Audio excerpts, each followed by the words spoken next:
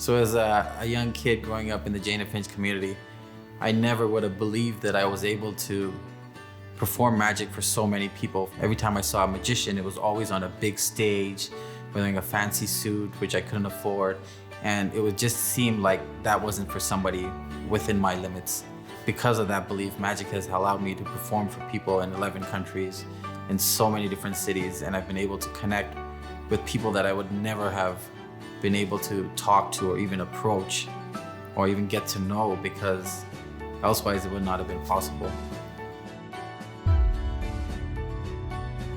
My name is Gambit. I'm a professional magician. When I was younger, I started off with card tricks, and then I have a lot of little cousins. And every time I would go to Montreal, I would have to perform for them. They would want to see another magic trick, and I would have something ready. And they were like, I guess, my first stage audience. You know, it was like 10 of them sitting there. And they got me to think that I can do this a little bit more. So when I'm doing my shows, one of the most important things for me is to make sure that everybody in the audience is entertained. So I do a range of tricks, from comedy magic to mesmerizing things to a little bit of geek magic where I freak you out, to mind reading. And I want to take you on an emotional journey at the same time as while I'm performing for you.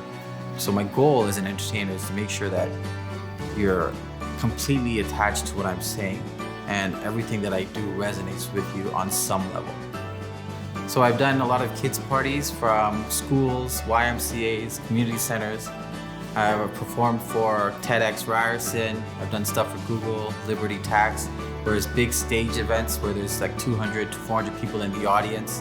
So it's been about 15 years, and I've performed on 11 countries now.